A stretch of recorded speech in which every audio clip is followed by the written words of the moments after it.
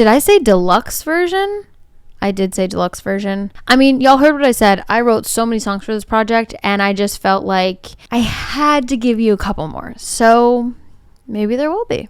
Okay, I want to talk about making the cover art. So originally, when I started making the cover art, what I wanted to do is I wanted to build this little room. I wanted to be like a mini version of my room. And then I wanted to like get a photo shoot of me done and then put me into that room. And so I did that. So I built this. And it's basically like a mini bedroom, and it's like kind of similar to the way that mine was all set up for like when I was making this project. I was going to put myself originally sitting in this bed, and it would be like, oh, that's cute, she's in her bedroom. Like, wait, that's not actually not a bedroom, that's like a literal mini room. But then my friend Connor told me about making stuff on AI through Midjourney and Discord, and I became obsessed with that. And it was a huge part of creating the visuals for this project, because I use that actually for everything. It's the best, besides that it's probably gonna take over the world one day. But as of now, like as it's restrained, it's great. I took a photo of this and then I put it into there. So that's actually the room that is in the cover that I'm sitting in, but it's from this, and then I sent it to AI and then it made me that room. And so then I did the photo shoot where I was just sitting and then photoshopped me into that room. So that was how I did that. So then I've actually had this girl named Quinlan help me create the shadows and really like graphically design it and actually make it look real. I made the little monster with AI as well, and we put that in there, and then she's helped me kind of wrap it all up and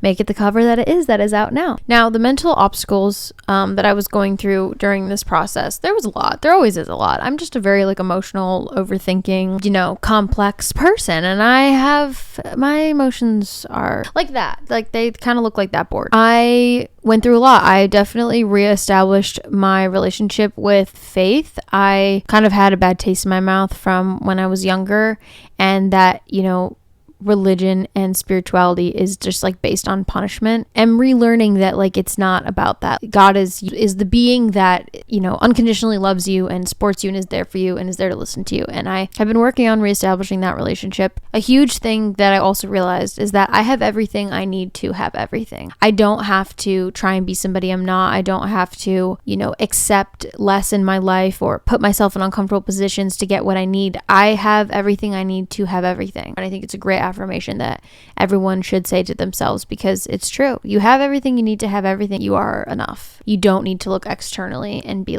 yourself and not put so much pressure on yourself and not have these crazy expectations that you can't meet and be a perfectionist just to self-sabotage and hold yourself back. And I was really moving through a lot of that as well. And I also realized that I care a lot less about numbers and streams and all that. You care about it because everyone around you is like, oh, you don't have that? So you're like, wait, should I have that? Why don't I have that? Now, in like label culture and stuff, people don't want to fund something just based on the music or the art. It's based on like streaming. And so it's hard to not think about that a lot. But really, I value creating a community over anything. And that is my goal. Come join the fam. A big one that I really struggled with was social media, because I really love editing and creating and coming up with ideas, but I think I was too consumed in what other people were doing, because first and foremost, I love making music, but you have to use social media to get the music out. And so for a while, I think I was just doing what I was supposed to be doing, and I was just burnt out. And now I'm doing content like this. I'm a long form person. I love YouTube so much. And I was like, you know what? I know there's other people out there that feel the same way. So that was why I wanted to do this. And so everything I ended up doing for the album ended up being something that I would actually watch and something I would actually enjoy making and something that I would actually be proud of, rather than what other people are doing. And I also had to make a lot of difficult choices. I had to, pick and choose people that I still wanted in my life and people that I wanted to work with, and try and understand intentions and, read between the lines a little bit and mind read. And I'm extremely sensitive. I'm extremely emotional. And you have to be both parts in this industry. And I try my best to do both. It's really hard to be like, I gave my all, I opened my heart, and I opened myself to these people, and that's not what they were doing to me. And then having to not be bitter. And the next time go, well, maybe this is it. And there's almost like you have to be a little bit naive, because you can't judge everyone else just because of what you've experienced. But it's really difficult when you've been burned. And it's really difficult when, to you, like, this is not just like a hobby that I kind of do. Like, this is everything to me. I'm always going to care more than everybody else, but that was difficult to learn and find out. I'm trying to, move through it and, sit in it and feel it. That way I'm not jaded and I'm not bitter, and I'm not projecting that onto new people that I meet.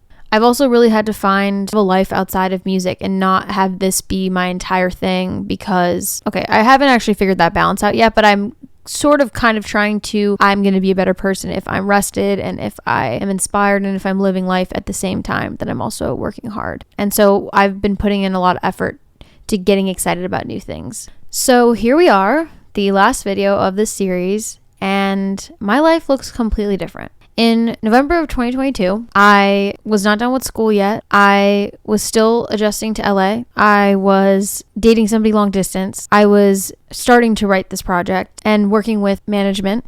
And now here I am, 2.5 years later, completely independent, not working with management, in a completely different headspace. I've lost people, I've gained people. There's so much change happening in my life. I've tried a label, it didn't work out, and it's crazy because the first single for this project was Close the Door. And here I am 2.5 years later, and I have closed and locked some really prominent doors in my life. And I'm not gonna lie, I'm nervous. I'm a little scared. And it's honestly fitting because I just released an entire project to the world about all of the things that scare me.